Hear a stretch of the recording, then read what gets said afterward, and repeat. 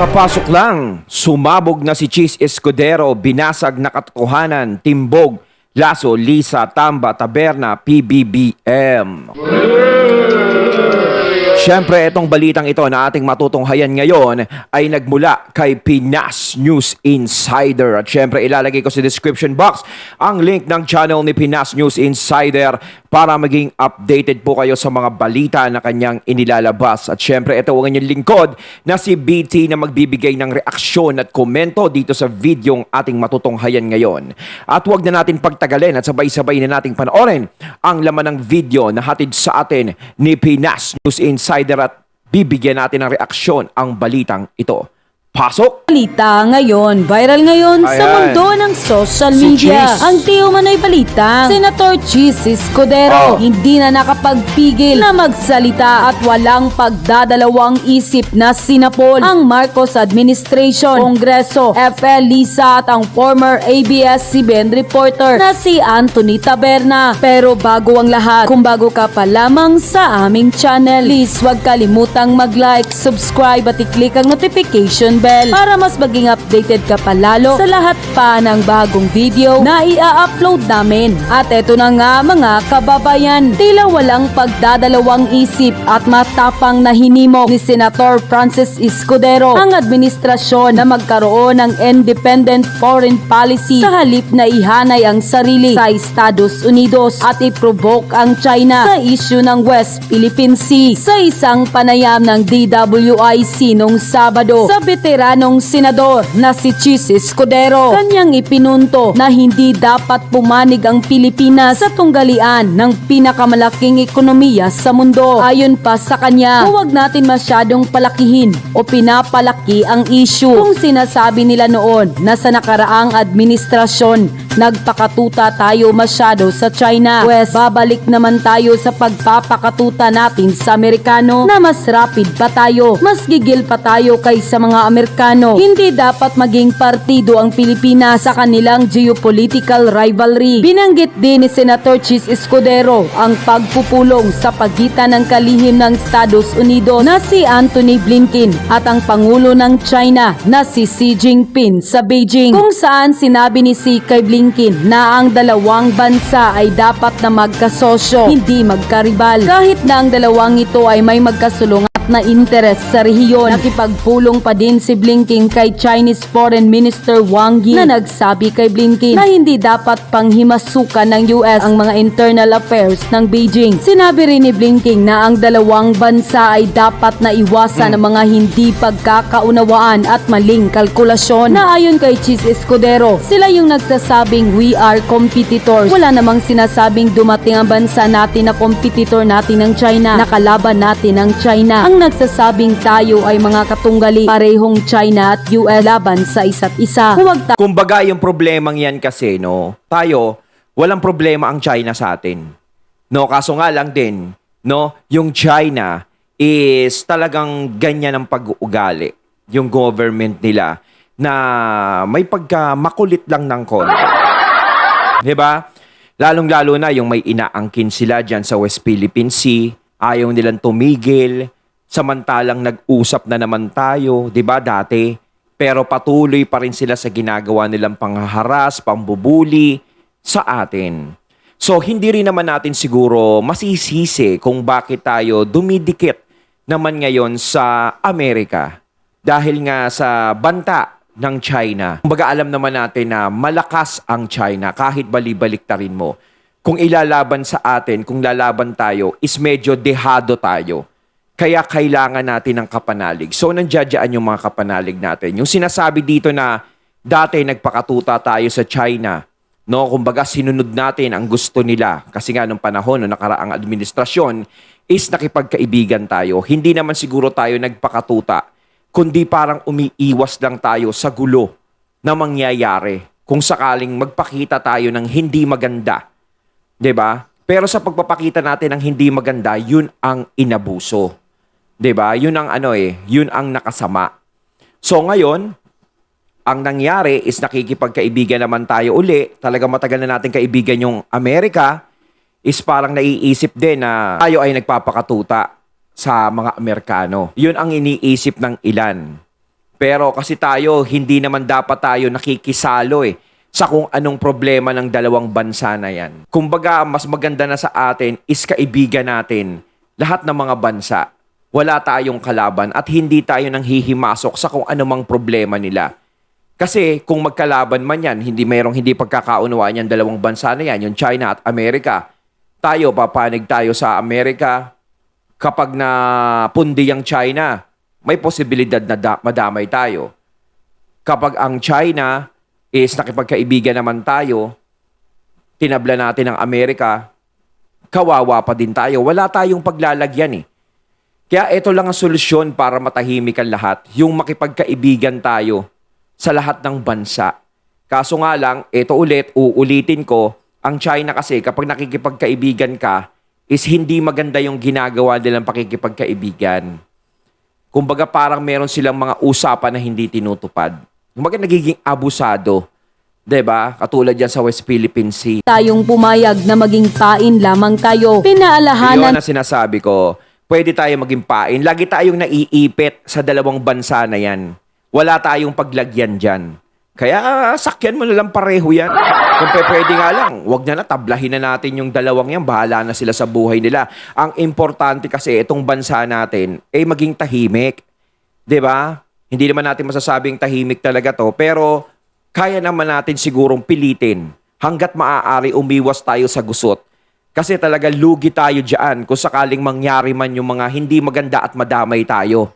Kawawa talaga tayo. Hindi ni Senator Chis Escudero ang administrasyon ng probisyon ng konstitusyon na magkaroon ng independent foreign policy. Pagdidiin pa ni Senator Chis Escudero, hindi ito agree na magpagamit sa kung sino man. Kaya nga nakalagay sa ating saligang batas na magkakaroon tayo ng independent patakaran, panlabas na inuuna ang pinakamahusay na interes sa mga Pilipino at hindi ang interes ng ibang bansa o superpower para sa bagay na iyon. At ang naging pahayag na ito ni Senator Chis Escudero ay tila sumupalpal at isang patama kay Speaker Martin Romualdez, F. Elisa Raneta Marcos, Anthony Taberna at sa Administrasyong Marcos dahil malinaw di umano ang pagpanig nila sa mga Amerikano. Kaugnay naman dito, hindi napigilan ng isang netizen na magbigay ng kanyang hinaing at komento sa mundo ng social media. At ayon pa sa kanya, ang tatanga ng mga congressmen at mga talyanista na nagsasaya sa paparating na hearing nila about the so-called gentleman agreement. Talagang walang mga alam sa batas at privilege ng presidente at diplomat. Ang pwedeng gagawin lang ng mga iimbitahan dyan ay magbibigay lang ng kanilang pagkakaintindi sa mga nangyari noon at hindi magbibigay ng full information as it is only the ex-president who can do that. Hindi din sila dapat magbibigay ng info about anything na hindi nila fully alam dahil ito ay privileged information ng ex-presidente. They would need to ask PBBM yan ngayon kasi di ba pinatawag na niya ang ambassador ng China na kalaunan nagpalabas ng official statement na walang secret agreement at fully briefed si BBM since start ng term niya. Anong gagawin ng congressman sa kanila? Contempt nila at mapapahiya na naman sila sa SC. Well, sige, try nyong gawin yan at lalo na kay PRRD nang magkasubukan na. Kung tutusin kasi, kung sakaling tayo, nakakampi tayo halimbawa sa US, tapos nagmatigas tayo talaga. Talagang tinatabla natin ang China. Pati tayo nakikisali sa gulo nila. Alam nyo ba na kapag ang China nagwarla-warla yan, nagwala yan, at makipagdigma yan, dito yan Dito sa Pilipinas magpapangkanayan. Kasi nandito rin yung mga Amerikano, di ba? May mga base sila rito na tinayo dito. O ganon. Basta, kasama natin sila Tayo ang mapupunteriya niyan kung tutuusin. Di ba? Ang tanong, kung sakaling ganon ang mangyari, gaano katagal nakakampihan tayo ng Amerika? Gaano katagal na kaya nila tayong ipagtanggol? Magiging safe ba tayo? Magiging safe ba lahat? Mapuprotektahan ba nila tayo? Kasi lahat yan tatama sa atin Sa bansa sa US, sa bansa nila, hindi sila maaapektuhan, tayo ang maaapektuhan. Kaya ba nila tayong ilikas dito at dalhin sa bansa nila lahat? 'Di ba? Napakahirap nun. Kumbaga kung tayo is magpapakampante, kakampi natin tong mga to, marami. Marami tayong kakampi, iba't ibang bansa na kaalyado ng US. Ang hirap pa din. Kasi kapag pinasok ang isang digmaan, ang hirap labasan yan. Ang daming inosenteng madadamay, nakikita naman natin sa mga balita eh. Lahat ng mga kakampi nila na ganito is talagang nagkawasak-wasak ang mga lugar. Ganun pa rin ang nangyari, hindi masyadong naprotektahan. Ngayon, hihintayin ba natin na mangyari sa atin yon katulad nung nangyari sa iba? 'Di ba?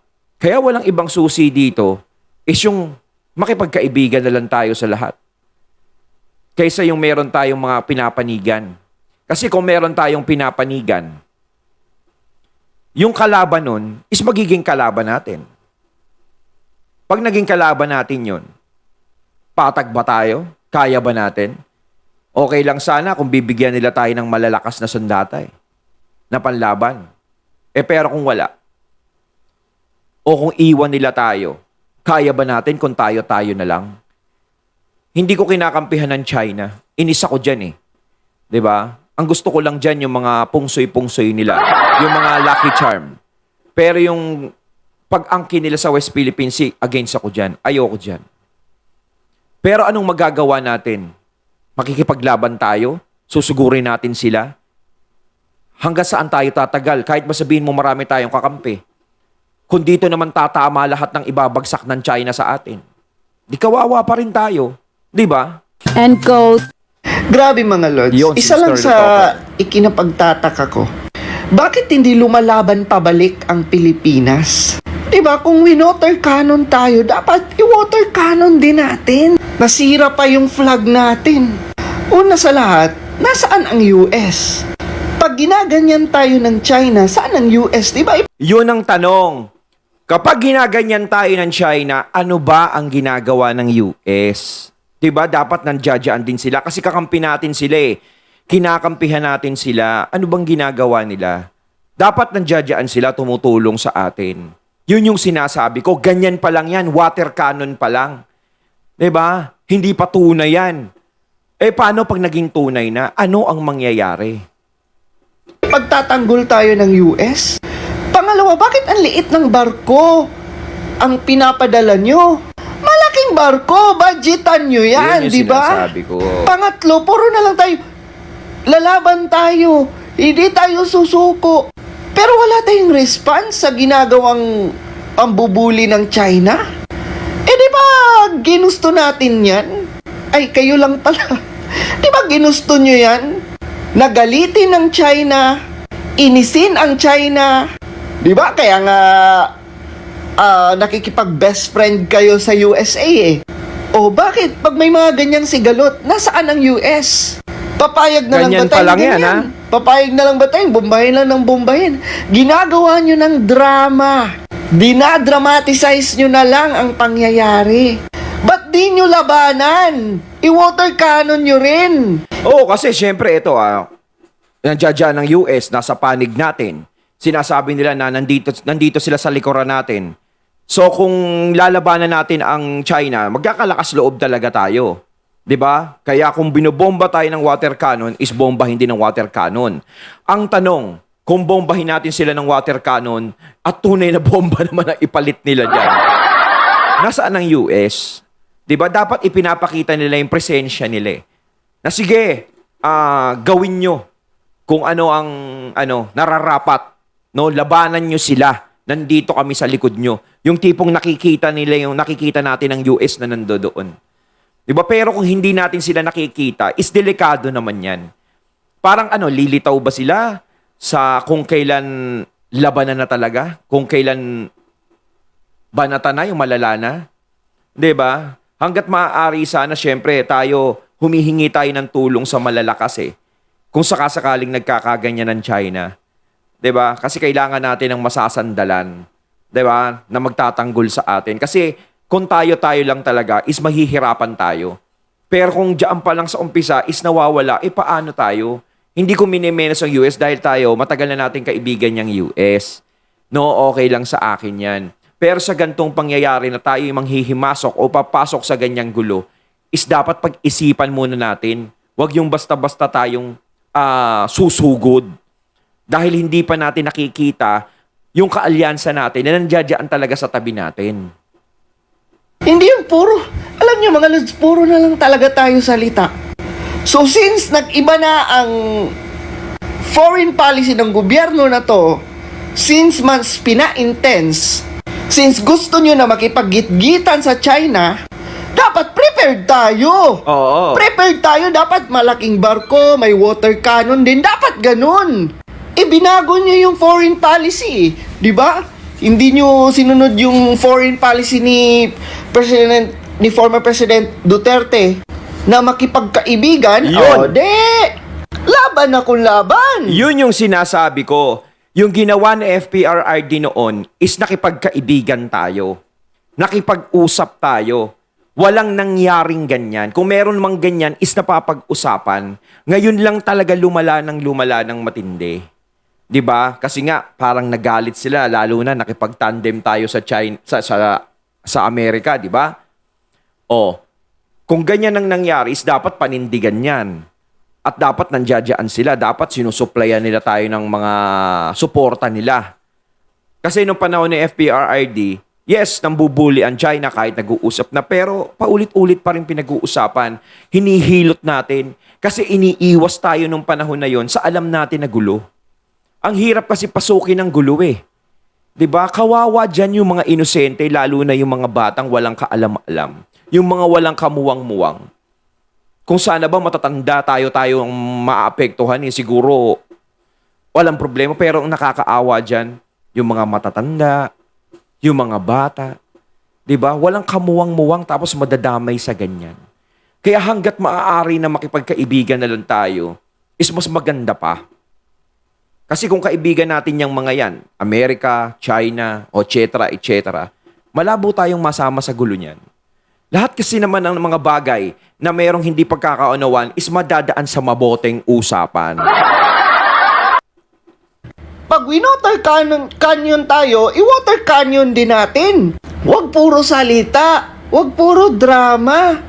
Kasi, ever since, di ba? Ever since na nung wino-water cannon tayo, hanggang ngayon, puro na lang kayo ilalaban natin, pero wala naman kayong response. Ayan, heto na naman si Tambaloslo. Hahalungkatin na naman nila, no? Yang issue ng West Philippine Sea. Kasi alam nyo bakit? Para pagtakpan ang nangyayari ngayong malaking skandalo. Porsigido ang Kamara na imbestigahan ang umano'y gentleman's agreement ni dating Pangulong Rodrigo Duterte sa China ukol sa West Philippine Sea. Sinigundahan ni House Speaker Martin Romualdez ang pagkabahala. Wow! Ang dami mong binabahala! Ang daming problema nitong speaker na to. Ang dami niyang worries. Basahin natin. Sinigundahan ni House Speaker Martin Romualdez ang pagkabahala ni President Bongbong Marcos na maaaring nakompromiso ang ating soberanya dahil sa naturang kasunduan. Iimbitahan nila ang mga dating opisyal sa ilalim ng dating administrasyon ni Duterte. Si Duterte mismo ang imbitahin nyo. Ewan ko na lang kung hindi kayo mag-isa. We'll start with the past officials kasi sila rin ang dapat ang nag-e-execute kung may agreement. Meron din isang press secretary nagsalita na meron, yung isa naman wala naman daw. So ano ba talaga? Nabubudol-budol na naman. Wow! Saka yung kasunduan na yun, Diyos ko naman, hindi naman ako naniniwalang merong kasunduan. Kasi kung meron ngang kasunduan, gaya ng paulit-ulit nating sinasabi noon, di dapat yung West Philippine Sea wala na sa atin. Dapat ginawa na yan nung panahon pa ni FPRRD. Bakit ba pagtatagalin pa ngayong panahon na iba na ang administrasyon? Alam naman ni FPRRD na maiiba ang administrasyon. Bakit pa siya makikipagkasundo ng ganun sa China? Bakit magkakaroon ng agreement na sinasabi, binibigay ko sa inyo West Philippine Sea, sa inyo na yan, ganto, ganyan. Diba? Di dapat dati pa. At isa pa, para protektahan ng FPRRD ang agreement na yan, na alam naman natin na kapag nag-iba ang administrasyon, puputok at puputok yan kung nagkaroon sila ng agreement. Hindi na para patakbuhin niya ng Vice President si VP Sara. Di dapat pinatakbo niya na ng presidente yan. Nilabanan niya na si PBBM. Diba? At saka nasa power si Duterte nun. Kayang-kaya niyang manipulahin kung ano man ang ano nun, di ba? Nung eleksyon. Kaso hindi, wala naman siyang ginawa eh. Parang kumpiyansa lang siya, kampante lang siya. O sige, mag-vice president ka anak. O sige, PBBM, mag-presidente ka. O sige, supportahan ka ng anak ko, hindi ako kikibo. O di ba? Kampante lang siya eh. Kung may mga issues ang ganyan, bakit kailangan niya pang tumahimik lang ng ganun? Ano sasabihin niya pag nanalo si PBBM? Uy, may kasundo kami ng China, bigay mo na sa kanya West Philippine Sea. Parang ganun ba yon? Di ba? Kaya parang hindi ako kumbinsido na merong agreement na nangyari. Siguro yung China, dahil sa pakikipagkaibigan natin sa kanila, is nasarapan sila. Naisip nila na may binibigay na sa kanila. Siguro dahil kaibigan natin sila, ganito, kunin natin to. Trip natin to eh. Kunin natin tong lugar na to. O, di ba? Akala nila, ganun pa rin nung panahon ni FPRRD, yung panahon ng administrasyon ngayon. Budol-budol? Big word! Binudol na nga nila yung China ngayon, nagbubudulan sila dyan sa loob ng dating kabinete ayon kay Romualdez. Grabe no? Lahat na talagang gustong gawin ni Tambaluslos. House Speaker na siya. And aside from that, inuubertikan pa niya ang trabaho ng DSWD. Diba? Ang kapal ng mukha. Lahat sinasakop na eh, no? May DSWD naman, pero ayan siya, no? Kada distribution ng cash, ng ayuda, andon mukha niya. Nag-house speaker ka pa, mag-DSWD ka na lang. Kasi ang House Speaker sa Congress lang yan eh. Doon lang talaga yan eh. Pero nagtataka tayo kay kay Tams, no? Kahit saan siya, no? Halos lahat parang all around Mr. All Around. Ha, total bagay naman sa'yo ang maging kargador ng ayuda. At ngayon, Nangyata si Mr. ang West Toker. Philippine Sea na naman, di ba? Ang dami nyo nang iniimbestigahan. Ang dami nyo mga iniimbestigang mga walang kakwenta-kwenta. Pero ganun pa rin. Every week halos tumataas ang presyo ng mga bilihin. Yun! Dumadami ang mga naghihirap natin ng mga kababayan. Yun! Ni pambili ng mga basic. Yun ang dapat maimbestigahan kung bakit tayo ay patuloy pa rin nalulugmok. Patuloy na tumataas ang mga bilihin. Hindi na tayo makasurvive na buong akala natin na mag-iiba na. Diba? Yun ang pinanalangin natin. Kaso, ganun pa rin. Lalong tumataas. Na mga pagkain at kailangan ng mga kababayan natin nahihirapan na dahil ang bilis ng pagtaas ng bilihin at heto kayo ngayon, itong gobyerno na to, busy sa pamumulitika. Busy, di ba, sa pang-pipin down sa mga Duterte. Hoy, Tambi, ha, 0.4% ka na nga lang sa sorbe. Hindi ka gusto ng tao. Huwag ka nang mag-ano dyan, ha? Huwag ka nang magpa-circus-circus. Huwag ka nang magpabida-bida. Kasi kahit imbestigahan mo lahat, ha? Ayaw pa rin namin sa'yo. Mas mabuti pang mag-focus ka na lang as House Speaker. Hindi yung kung ano-ano mga pinaggagawa mo. Tapos teka lang, sino ba ang nagbubudol-budulan ngayon? Kayo ang nagbubudol-budol sa mga Pilipino. Ha? No? Pinapaikot-ikot nyo ang mga Pilipino. Tapos, no? Tataplakan nyo lang ng ayuda. Ha? Pinagmumukha nyong mukhang pera ang mga Pilipino. Yun lang. Para ano? Para mabudol-budol nyo. Ayun, at ating natunghayan ng video na nagbula kay Pinas News Insider at syempre natunghayan natin yon, yung video yon kay Mr. Real Talker, no? Grabe si Mr. Real Talker, lakas talaga mambasa. Nai-speechless ako. Kaya mga katunay, anong masasabi nyo tungkol dito? Comment lang po kayo sa comment box. So once again, I'm BT and I'm out. Peace.